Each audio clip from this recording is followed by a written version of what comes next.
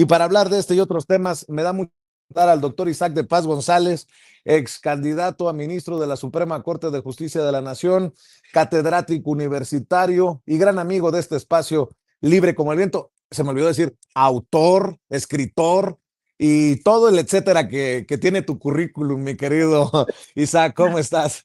No es necesario, Vicente, ya la gente me conoce.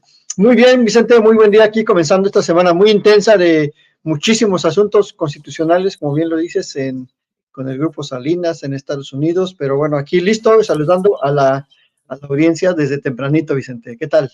Oye, mi querido Isaac, a ver, dice Salinas Pliego, soy un perseguido, voy a ir a la Corte Interamericana de Derechos Humanos, estoy analizando hasta demandar al SAT porque me quieren cobrar lo que debo.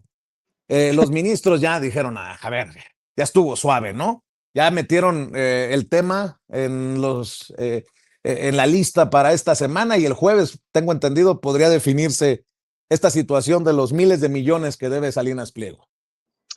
Vicente, lleva 20 años de perseguido político porque el señor debe desde 2005, 2007, 2009, 2013. O sea, tiene unos adeudos pues desde la época de Fecal y luego Peña Nieto. O sea, en aquel tiempo, claro, le hicieron el favor de, digamos, de aguantarle los expedientes, de alargar sus juicios. La Procuraduría Fiscal pues no hizo mucho para cobrarle, le dieron chancita ir metiendo distintos amparos, y precisamente a la sombra y a la luz del poder político, pues logró muchos acuerdos con el poder político para de alguna manera manejar positivamente la imagen de los gobiernos en aquel entonces. Quedó clarísimo en el infame acuerdo de comunicación, en la campaña de Va por México, en distintas campañas que expresamente, y es de dominio público, él y su televisora aparecieron, ¿no? Como voceros del gobierno en aquel entonces. Entonces, sucede que llega un distinto gobierno con una visión política e ideológica diferente y ya se siente perseguido político. Es muy lamentable, es incluso ridículo jurídicamente decir que va a ir a la Corte Interamericana. La Corte Interamericana ni la Comisión Interamericana reciben casos de esta naturaleza, de naturaleza fiscal. Los derechos fiscales no son derechos humanos. O sea, la Corte, como su nombre lo dice, es una Corte de Derechos Humanos para violaciones gravísimas de derechos humanos, ni siquiera violaciones de derechos humanos, sino las más graves, los casos que pues tienen una gran trascendencia nacional, política, de grupos vulnerables, no de un grupo empresarial que simplemente captó los impuestos y se los guardó, porque eso es lo que hizo el señor. O sea, muchos casos son de retenciones fiscales que no quiere entregar el dinero a, a la Secretaría de Hacienda. Es decir, se lo quedó. O sea, ni siquiera es su dinero, es dinero que ya los contribuyentes le pagaron, ¿no? Quienes consumen sus bienes o sus servicios. Entonces, Vicente, pues sí, espero que la Suprema Corte empiece ya a resolver. Tiene bastantes amparos en la Suprema Corte, Vicente. No sé esta semana cuál de los tantos va a resolver, pero entre todos suman pues unas cantidades exorbitantes de adeudos, entre adeudos y recargos y multas que tiene Y, que pagar. y ya se da por perdido, ¿no? Porque en el comunicado que lanzan de Grupo Salinas, ya dan por entendido que se la van a dejar callitos, como decimos en el barrio, pero me llama mucho la atención el lloriqueo por los privilegios, el lloriqueo de cómo, según como lo pinta Ricardo Salinas Pliego, estábamos mejor con la Corte, con ministros y ministras que se reunían con Alito Moreno en lo oscurito, con ministros que archivaban a conveniencia, por ejemplo, de este empresario, sus casos. Suena como con mucho respeto, a los chillidos de Norma Piña en la UNAM, en un evento hicieron todo lo posible para detener la reforma judicial. Me acordé de Fox, ¿no? Yo hice todo lo que estaba en mis manos para que no llegara López Obrador. pues así sonó Norma Piña en la UNAM, eh, y creo que solitos se van quitando las máscaras y dándonos la razón de todo lo que hemos dicho en estos últimos años, Isaac. Mira, Vicente, yo creo que la corte anterior cometió el error de aceptarle bastantes juicios de amparo que desde mi punto de vista no tenían la trascendencia constitucional para llegar al amparo. Incluso esta corte, el presidente Aguilar, hace un mes y medio, aceptó nuevamente un amparo de Salinas Pliego y yo creo que esos juicios no tienen por qué llegar a la corte. A la corte llegan asuntos de constitucionalidad, de trascendencia, de nuevas dimensiones de los derechos, asuntos raros, asuntos que tienen una trascendencia también para las víctimas, no asuntos fiscales de un fulano o de un grupo empresarial que se le hace que le están cobrando mucho y dice que bajo el principio de equidad fiscal eso es injusto. Entonces, la Corte tiene que ser una Corte de derechos humanos y de estricto control constitucional, no una Corte de legalidad que esté resolviendo todos y cada uno de los casos que la gente considera injusta, porque si ese fuera el supuesto, Vicente, pues todos los asuntos son importantes y la Corte tendría que ser una última instancia para todos los casos. Y pues eso no puede ser, porque en este país hay miles de tribunales, miles de casos que se resuelven a diario, que para las personas son lo más importante. Para una persona, un asunto de su arrendamiento, de un contratito, de un testamento, es un asunto muy importante porque es el asunto suyo. Así que se equivocó la anterior corte, le permitió muchísimas trabas procesales para favorecerlo en tiempo, desde mi punto de vista. Es decir, Salinas Pliego y su grupo siempre se sabían, a partir de la 4T, perdidos. Ya se sabían perdidos. ¿Qué hicieron? Chicanear los asuntos. Porque este es el jueguito que han aprendido muchos grupos empresariales, no solo él, chicanear es decir, aplazar, promover recursos, promover incidentes, alargarlo, Vicente, para que se acabe el sexenio y a lo mejor logran un acuerdo con el siguiente poder político. Le ha funcionado de maravilla, Vicente. O sea, lleva 4 sexenios, 5 con este, digamos, con esas directrices, con esas dinámicas procesales.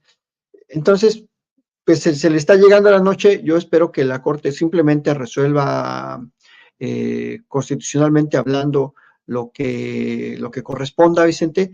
No se le desea a ningún grupo empresarial nada malo porque pues, las empresas son parte de la economía de México y simplemente que cumplan con sus obligaciones fiscales. O sea, más allá de los comunicados, de las amenazas de que van a ir a las instancias internacionales, ninguna instancia internacional trata asuntos fiscales. O sea, los asuntos fiscales son asuntos de legalidad, son asuntos de la política interna de los países, no llegan a ningún tribunal habido ni por haber, ni aquí, ni en Marte, ni en Júpiter, ni en ningún planeta, Vicente. Entonces, no sé si lo están engañando o se autoengaña él diciendo voy a ir a las instancias internacionales. Yo creo que es parte más bien de su estrategia política, mediática. Me suena mucho a Lito Moreno diciendo voy a ir a Washington a demandar a México. Pues creo que es algo ya de patadas de ahogado y esperemos que la Corte resuelva pronto lleguen, devuelvan los asuntos a los tribunales colegiados para que el SAT pueda ya ejecutar esas sentencias multimillonarias que está haciendo falta todo ese dinero para política social, Vicente. Y yo creo que nos va a dar mucho gusto que ese dinero se use para política social. Isaac, un par de cosas más sobre el tema de Ricardo Salinas Pliego, porque dice, solo están chamaqueando sus abogados, que se han hecho multimillonarios nada más con este cliente, ¿no? Por tantos años, o es una estrategia política. ¿Tú refutas lo que dice el Grupo Salinas de que ya no existe el Estado de Derecho en México? Es lo que dicen ellos, ¿no? En México ya no existe el Estado de Derecho. Me parece ya una locura, ¿no? Y luego dice, la Suprema Corte de Justicia de la Nación se confirma al servicio del poder político.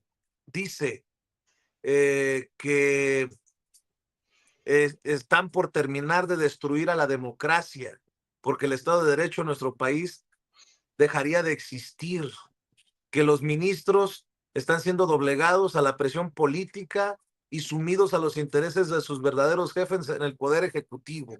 ¿Qué piensas de estos señalamientos? Porque además, hay que decirlo, todavía ni siquiera fallan, ni siquiera discuten como debe de ser el tema, y ya se puso el guarache, diríamos en el pueblo, antes de espinarse. Desde antes, como se dice coloquialmente. Pues mira, 3 cuestiones, Vicente. Primera, que ya está anticipando un fallo adverso porque en el fondo de su corazoncito saben que nunca tuvieron constitucionalmente la razón. La segunda, si tú te das cuenta, el comunicado es más bien una serie de declaraciones políticas. No hay ahí nada jurídico, no hay ninguna explicación de por qué él, en los casos que está planteando, tendría la razón.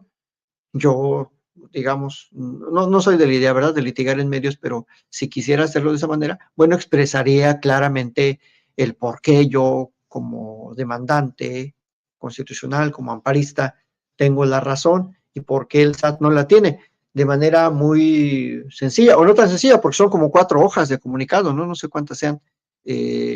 Le explicaría a la gente la injusticia, la ilegalidad con la que se está conduciendo el SAT y del por qué o las razones jurídicas para que la Suprema Corte me diera la razón. Pero no tiene nada de eso, Vicente.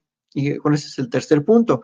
No tiene nada de eso. Sin embargo, tiene una serie de descalificaciones, una serie de falsedades, porque el Estado de Derecho existe, Vicente. El Estado de Derecho son todas esas condiciones de legalidad, de seguridad, con las que las personas nos conducimos en la vida en general y las autoridades también. O sea, cuando yo salgo a la calle y se prende el semáforo en rojo y verde, pues eso es el Estado de Derecho. O sea, el Estado me está diciendo adelante o detente y hasta ahorita pues todo sigue igual en mi ciudad, no sé, en las que vive la gente, los establecimientos abren a la hora, las patrullas pasan a hacer las revisiones.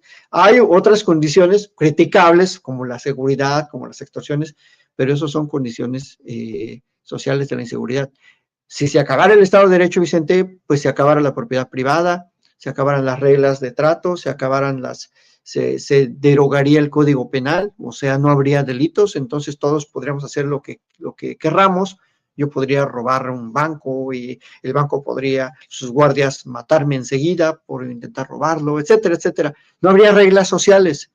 El Estado de Derecho es precisamente la fijación y el seguimiento de todo tipo de reglas sociales y jurídicas, y eso no se ha terminado, ni se va a terminar, Vicente.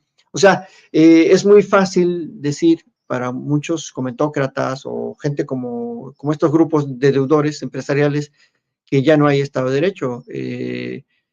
¿Se puede debilitar en algunos lugares el Estado de Derecho? Sí se puede debilitar. O sea, en muchas regiones se puede debilitar al grado de que hay una imposición, digamos, de condiciones por parte de grupos violentos. Pero de eso a decir que ya no hay Estado de Derecho en México y que ahora la Suprema Corte le responde a los intereses de la titular del Poder Ejecutivo, eso es notoriamente falso, Vicente.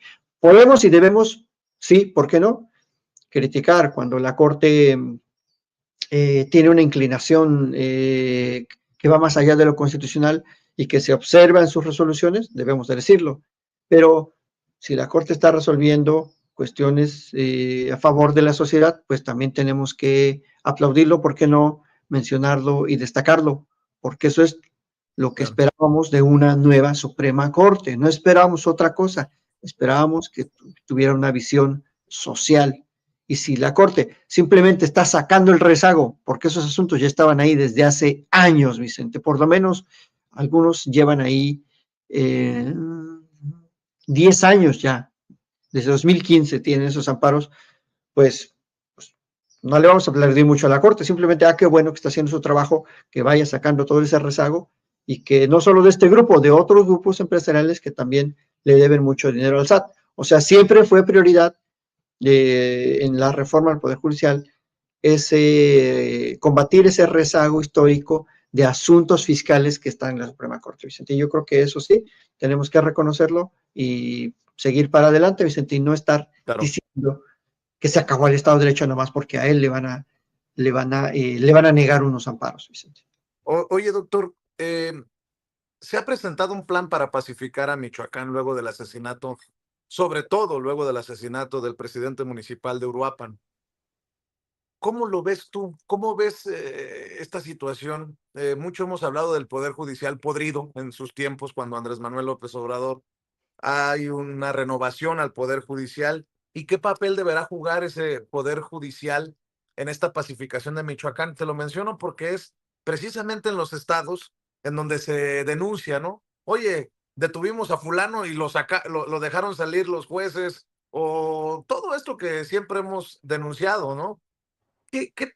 ¿Cómo ves este papel judicial en la pacificación de un estado en un caso tan complicado, déjame ponerlo así, como Michoacán? Sí, Vicente, bueno, me gustaría que el enfoque fuera regional, Vicente, porque lo mismo que padecen en Michoacán, lo padecen en unas partes de Guerrero, del sur del Estado de México, de Morelos. O sea, es una región, no sé si sea un triángulo, que le llaman un triángulo de mucha inseguridad, extorsión, violencia, de escondrijos de grupos criminales. Y yo quisiera ver una estrategia integral. Qué bueno que se anuncie, qué bueno que haya un enfoque ya concreto, un reconocimiento, pero me gustaría, Vicente, que no se le restara responsabilidad e intervención a los estados, Vicente, porque al fin y al cabo, la Guardia Nacional, el Ejército pueden estarse ahí un par de meses o 3 o más, pero las condiciones de seguridad tienen que ser permanentes y esto solo lo puede lograr la presencia territorial de las policías estatales, las actividades de investigación de las fiscalías y sí, el fortalecimiento a las policías municipales. Definitivamente son el flanco, las policías municipales, más débil, porque las condiciones de operación, de sus derechos laborales, de sus instrumentos, incluso para la defensa de la seguridad de la gente, pues son muy precarias. Yo hasta diría que muchas policías municipales, pues, no sé, no tienen esas condiciones para enfrentar ni mucho menos al crimen organizado. Entonces, yo me gustaría que fuera una estrategia regional, que no apelaran cada rato, que no invocaran eh, como responsabilidad de la presidencia de la República la seguridad, porque hay presupuesto, Vicente, hay muchísimas infraestructuras de los estados que deberían estar al servicio de la sociedad, de las víctimas, para ir aminorando esas condiciones de inseguridad, pero no lo vemos hoy mismo. O sea, por ejemplo, el operativo Valle de Bravo, no me lo estás preguntando, pero sí hubo detenciones, sí se llevó a cabo, pero sigue habiendo extorsión, siguen estando los precios altos de los insumos elementales, de los materiales de construcción, del pollo. O sea, pareciera que la estrategia es solamente detener a personas, a ciertos cabecillas, y luego todo sigue igual. Entonces, algo está fallando a nivel fiscalías, a nivel secretarías de seguridad ciudadana y a nivel también secretarías de seguridad ciudadana federal.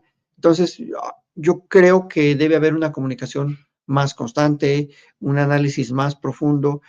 Y sí, el Poder Judicial tiene que jugar siempre y lo está jugando, por lo menos algunos casos que he visto, con las reformas sobre la prisión preventiva, ya los jueces están diciendo, no, ¿sabes qué? Te quedas, o sea, ya no vamos como hace algunos años, un par de años, que se decía esos delitos no ameritan prisión preventiva oficiosa y los dejaban ir. Ahora con la prisión preventiva justificada, pues están quedando dentro. Entonces, Vicente, espero que las gubernaturas, las alcaldías estén a la altura de las demandas de la sociedad, porque por otro lado, yo veo muchas alcaldías, muchos titulares de alcaldías muy distraídos, muy en los medios de comunicación, muy en la farándula, y el pueblo resiente eso, Vicente. Y esa facturita se la van a querer cobrar en un par de años, en menos de 2 años, 1 año y medio, quizás que empiecen las campañas para el 27. Entonces, este análisis creo que no lo están haciendo desde la 4T, es una autocrítica que no están llevando a cabo.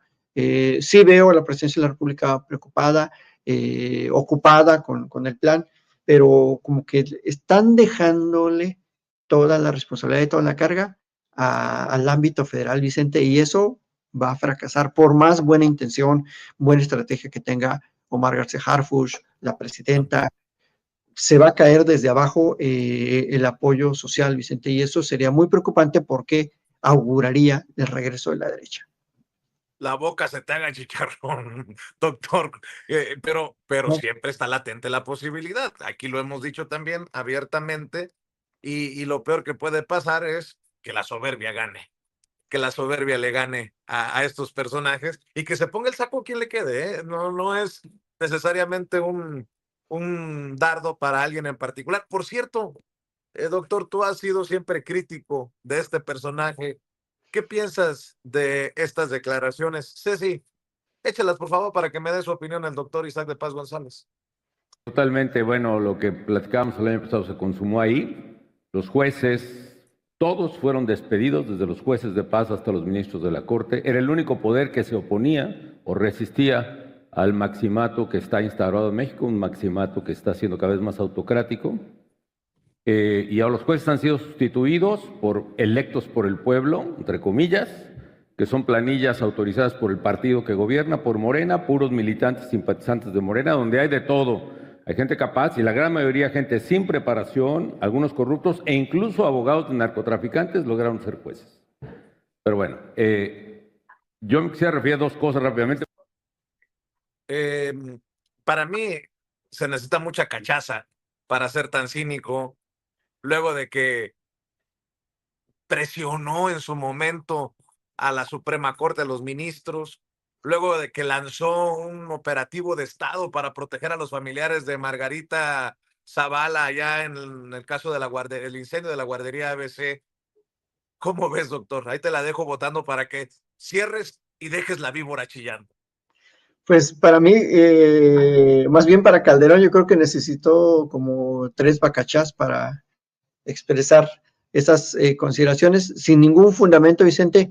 Es verdad que ahora, haciendo un balance, sobre todo en materia penal, Vicente, y esto no tiene la culpa la gente que votó por ellos, Vicente, tiene la culpa los comités que no hicieron un buen trabajo de revisión de los perfiles, que dejaron llegar en materia penal, se ha visto en redes a gente con nula preparación. La materia penal es muy técnica, es muy especializada, es de mucho estudio, es de mucha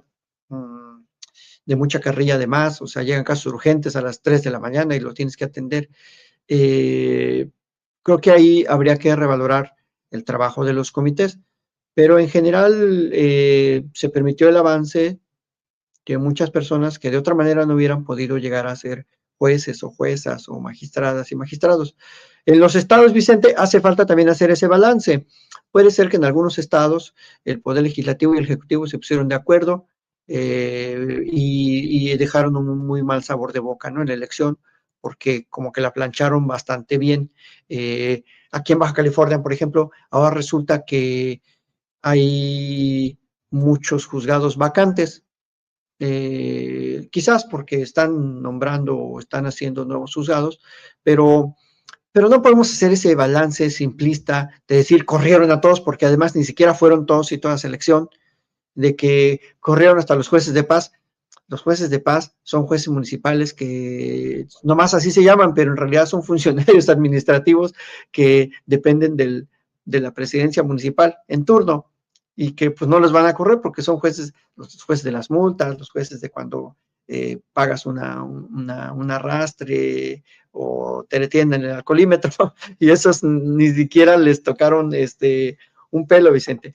Que por cierto, ahí también habrá que hacer una revisión porque hay mucha corrupción en los jueces municipales, que son jueces administrativos, no juzgan, simplemente aplican las sanciones administrativas del bando de policía y buen gobierno.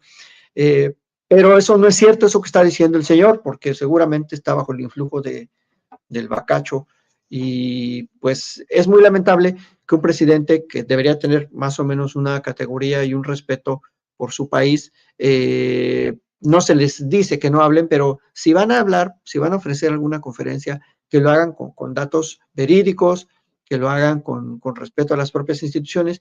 Y sí, como tú dices, alguien que desató un operativo que fue, todavía tenemos remanentes de autoritarismo, precisamente en Michoacán, que creo que el 12 o 13 de diciembre del 2006, cuando se pone pues esta chaqueta militar que luego pues, le ganó el apodo del Borolas, alguien que metió a la cárcel en aquel tiempo a una centena de presidentes municipales, de los cuales todos salieron libres porque todos eran cargos inventados, pues no tiene ningún valor moral para estar hablando de democracia, de corrupción, de seguridad pública, de fortalecimiento del Poder Judicial, porque su sexenio, todo del principio al fin fue un absoluto caos. O sea, vivieron las ciudades mexicanas, y aquí en Tijuana no fue la excepción, sus peores años de inseguridad. O sea, casi había ráfaga en cada esquina. O sea, helicópterazos, se le mataron 2 secretarios de gobernación y otros tantos funcionarios, y señalamientos siempre de corrupción, que después resultó, cuando condenan a García Luna, que todo fue cierto. Entonces, creo que el señor debería ya de guardarse un poco, de no abrir la boca, porque no tiene ningún valor moral. Y lástima que el presidente en su momento, López Obrador, pues no quiso incentivar las investigaciones con la fiscalía, quiso dar una vuelta a la página, pero debería estar en prisión Felipe Calderón por su complicidad, por su pasividad, por haber permitido que su secretario de seguridad fuera un capo de un cártel, del propio cártel de la Policía Federal que tenía en Vicente. Y eso está documentado, no estoy inventando nada. El general García Luna tenía su propio cártel en el aeropuerto de la Ciudad de México. Así que, pues sí, debería estar en prisión, es lo que yo puedo decir de Felipe Calderón. Querido doctor Isaac de Paz González, ¿por qué no cerramos invitando a la audiencia a tus esfuerzos independientes, a tus trincheras, a tus redes, doctor? ¿En qué andas? Claro que sí, Vicente. Bueno, ahora ando escribiendo, descansando un poco de las clases, esta actividad, ahí vuelvo a las actividades académicas en la facultad, pero estoy ahí activo en redes, en X, en @Isaac de Paz, en YouTube, en Doctor Isaac de Paz González, y en Facebook también, en Instagram y en TikTok como @Isaac de Paz. Muchas gracias, Vicente, pues aquí seguimos a la orden, y que tengan bonita semana, bonita mañana de lunes, y pues excelente inicio de mes también para todos y todas, Vicente. Gracias. Un abrazote, doctor. El doctor Isaac de Paz González desde Baja California, enlazándose para hablar sin censura.